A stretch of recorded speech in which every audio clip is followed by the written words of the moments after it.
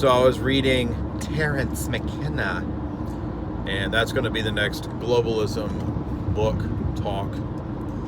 I haven't done any of the psychonauts yet, but it's time to do a psychonaut. And I did John C. Lilly.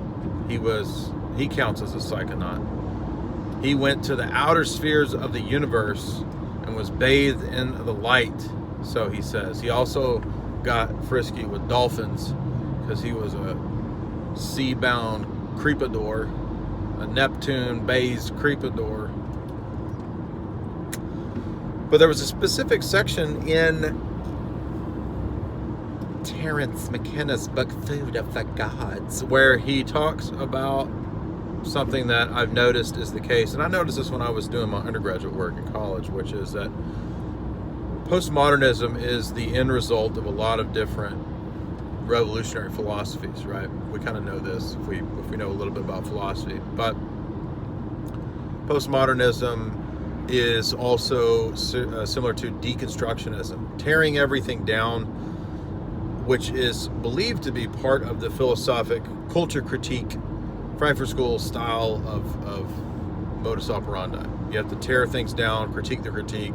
It never ends. That's part of the job of the critic, because the idea is that it's a perpetual, never-ending revolution, right? Anyway, what I noticed in McKenna was that he wrote this book a couple of decades ago, and back then he was talking about the ability of language to shape reality. Now, in a sense, that's true, especially if you know about the Logos, or if you think about the Logos, second person of the Godhead, right? The Logos shapes reality, no doubt about that, in a personal sense, because the Logos is personal.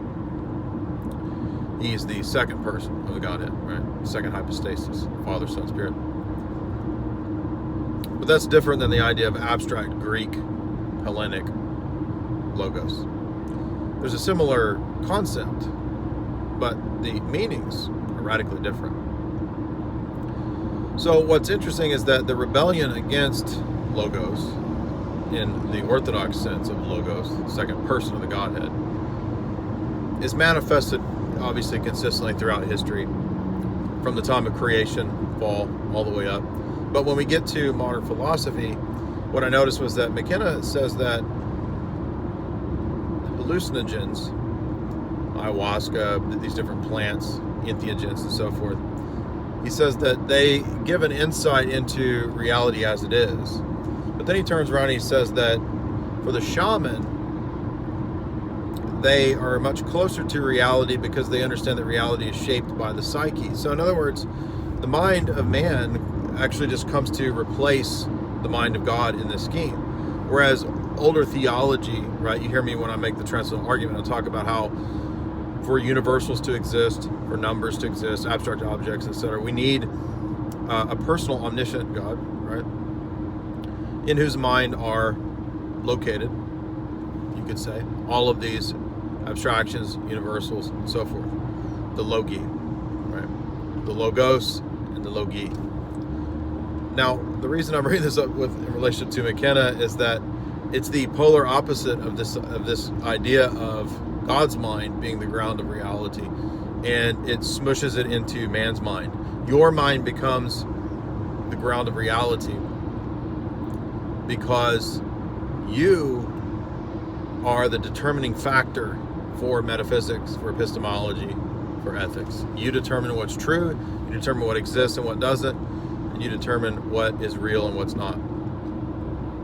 Now, that's obviously not true. You aren't God, your mind is not omniscient, it's obviously finite. So the magical thinking project of Terence McKenna, which is how he begins the book, and by the way, the whole book begins by talking about how the CIA proliferation of the hallucinogens are going to basically be a giant ritual initiation. Basically Burning Man on a mass scale, right? Burning Man, on a mass scale. Literally. And that's going to initiate everybody into the new neo-paganism, the new neo-shamanic tradition, the archaic revival, primitivism, etc., etc., etc. All right. So magical thinking, get this, who do you think he cites? He doesn't just cite the shamanic traditions that he was participating in.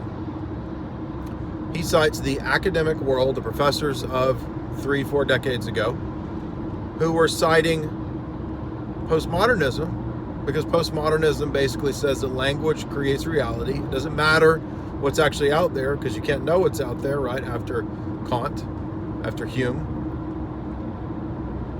the external world is cut off from meaning. Our mind can't actually know the external world, right? The phenomena and the noumena. So basically, postmodernism is linked to magical thinking. And magical thinking is absurd. It's stupid. It's not true. Yes, there's a sense in which the word of God gives meaning to reality. But the polar inverse of that is the idea that the word of the shaman, the word of Carl Jung creates reality. Your word creates reality. No, it doesn't. And that's how they get away with all of the tricks. This is how they alter things, by basically saying that you can define anything as anything. If you can define anything as anything, then you can define nothing as nothing. You can define anything as nothing. You can define and not define at the same time. Oh, enter quantum entanglement, man. Because it's true in our reality, and it's also not true at once, because 4 kitties at once. If you have 4 kitties in a box and you don't punch any holes in it, will the kitty be alive and dead at once or not? It's so deep, dude. It's Schrodinger's pussies. It's really that stupid. So they reinterject metaphysics now with the magical thinking, with postmodernism. And postmodernism is the philosophy because meaning and language and metaphysics have all been disconnected from the words that we use. I mean, it hasn't in reality, but in the academic brainwashing system it has. And they brainwash everybody into this, into the relativism, right? Everybody is now a relativist. 95% of the world are relatives. They don't even know what that is, but they are. The sophists, whatever's true for you is true for you, man. Whatever's true for me is just true for me. Nothing is objectively true. Is it true that nothing is objectively true? It's that easy to refute it. Come on. I've done countless talks on this, countless videos on it. That's how you refute relativism right away. Very easy. But I just thought it was really poignant. It was very poignant, to quote Tyrone McKenna.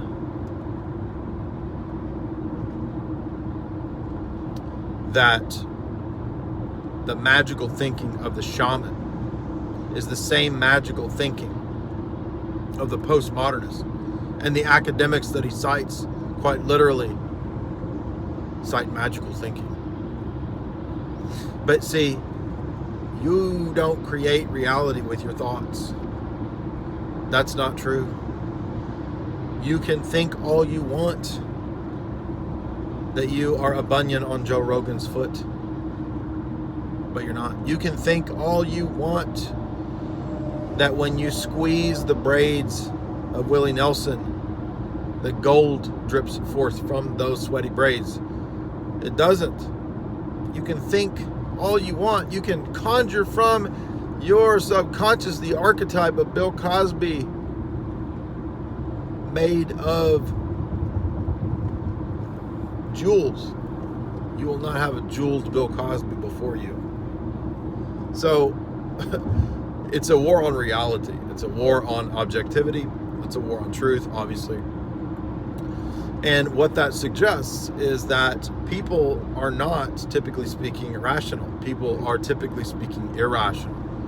People are not courageous enough to be rational. They're not honest enough with themselves to be logical. It's like with the Dillahunty debate, when you scroll through the comments, literally almost every comment is like, well, you don't even have no argument, you just presuppose a God, not an argument. Checkmate this. What's the argument? Presuppose God. You did not even argument. That's not the argument. The argument wasn't, I just presuppose God, therefore God exists. Come on. I can't believe I'm mystified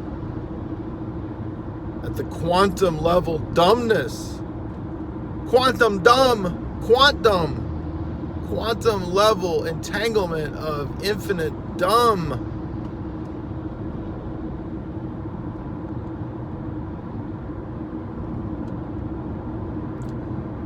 By the way, the quantum nonsense too, that's always tied to this stuff. The spirit molecule, dude, it's a spirit molecule. There's a universe somewhere, man, where it's like just a bunch of farts and geometric forms, dude, because the multiverse is a spirit molecule, DMT.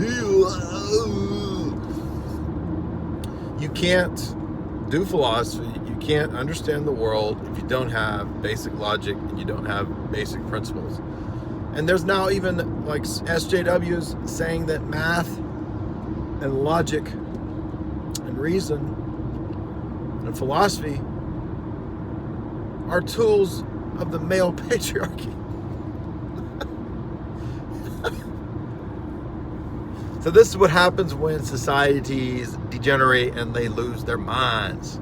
Because society is not just based around IQs, Stefan. It's not just a matter of high IQs. There's plenty of high IQs that run degenerate societies.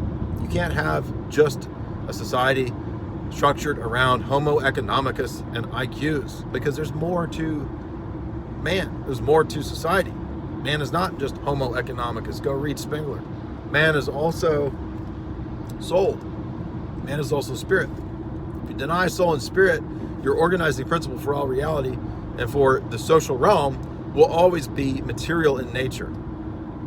And even if you admit it's not just material in nature, it's still going to be just like intellectual in nature, right? A managerial society. What's a managerial society?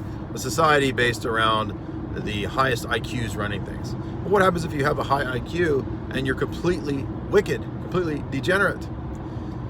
This is possible. It's possible to have high IQs and high intellect and not have the morals to go with it. Pee-pee in the poo-poo. I got a high IQ with a pee-pee in the poo-poo. Right? Right? Exactly. And ethics, this is the thing, morals is not just a matter of rational syllogisms. It's not just a matter of reasoning from premise to conclusion. That is involved in ethics for sure, but that's not all that's in view when we talk about ethics. There's much more to ethics, because ethics is necessarily connected to metaphysics, and it's necessarily connected to epistemology. And anybody who knows good basic philosophy knows that.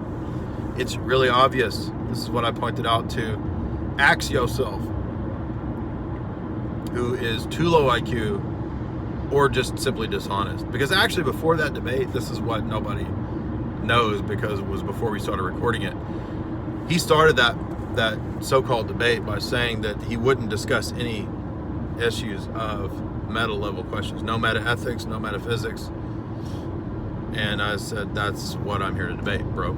So if you don't want to debate that. And it's the same with the atheists, right? The atheists are like